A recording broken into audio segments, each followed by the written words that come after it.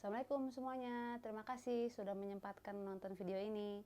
Ini adalah video pertama saya. Sebelum memulai, saya perkenalkan diri saya dulu ya. Nama saya Teta, saya alumni Gontor Putri 1 tahun 2004. Jadi mungkin banyak yang bertanya-tanya nih, kenapa sih kok judul videonya fakta atau mitos tentang Gontor?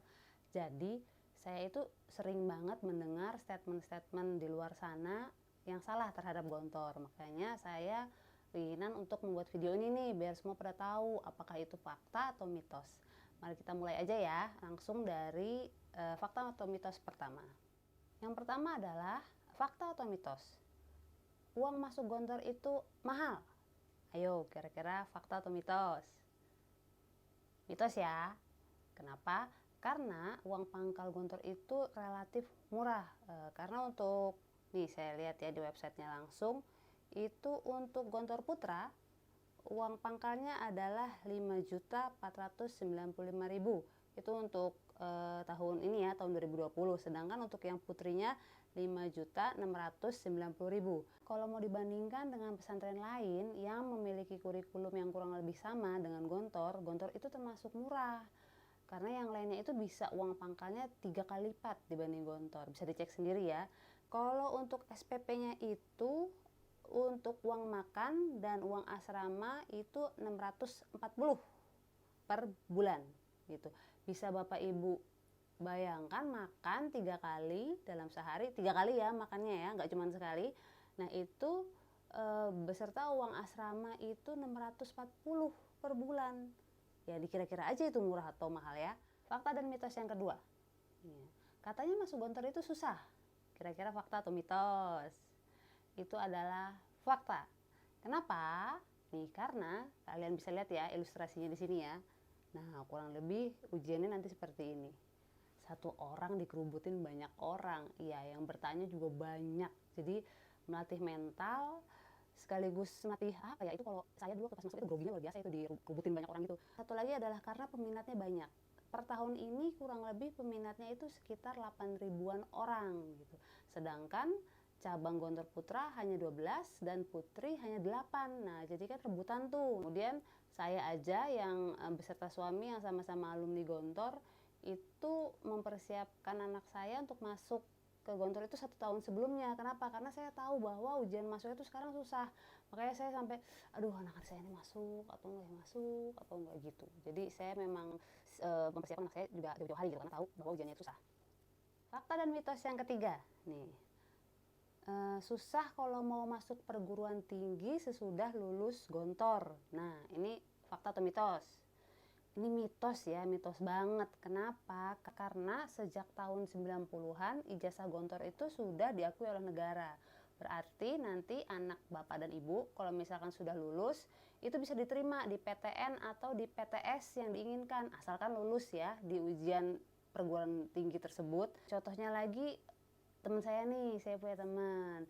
Dia dulu lulusan UGM S1-nya, kemudian S2-nya melanjutkan kuliahnya ke Korea, S3-nya dia lanjutin lagi ke Groningen, Belanda. Nah, ada yang nanya lagi, hoax nih, mana buktinya? Nih, saya kasih lihat buktinya.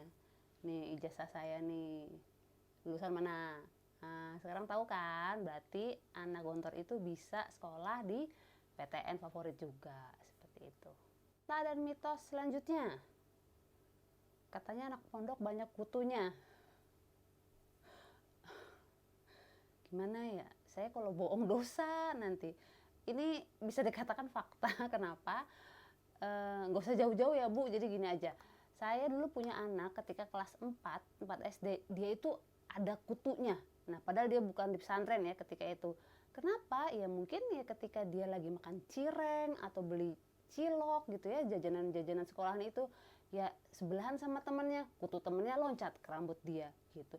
Jadi maksud saya gini, bukan hanya anak pondok yang kutuan gitu, tapi siapapun bisa kena kutu gitu. Jadi jangan menstigma bahwa anak pondok itu kutuan, enggak gitu. Nah, cuman memang karena kalau di Gontor kan satu kamar itu isinya sekitar 30-an orang. Ya bisa dibayangkan itu dari berbagai daerah dengan berbagai kebiasaan-kebiasaan dia, entah dia jorok kah atau bersih kah, ya bisa kebayangkan. Jadi misalkan ada yang satu kutuan, itu biasanya satu kamar tuh kena kutu semua. Tapi jangan khawatir, biasanya itu hanya di tahun-tahun pertama, karena nanti kalau sudah ke kelas 4 atau kelas 1 SMA itu mulai itu kan udah jadi agak senior ya kan, harus paripurna, masa sih senior ketuaan ya kan. Jadi biasanya itu hanya tahun-tahun pertama ya, tenang aja. Fakta dan mitos selanjutnya adalah apa benar lulusan SMP bisa masuk Gontor? Ini fakta ya, karena di Gontor itu menerima 2 jalur, jadinya dia lulusan SD dan lulusan SMP.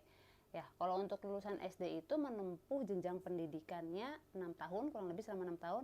Sedangkan kalau SMP itu, lulusan SMP itu 4 tahun gitu. Kenapa 4 tahun? Karena dia itu memadatkan semua pelajaran dari kelas 1 sampai kelas 6, karena tidak bisa hanya 3 tahun, akhirnya di perpanjang lagi 1 tahun jadi 4 tahun gitu.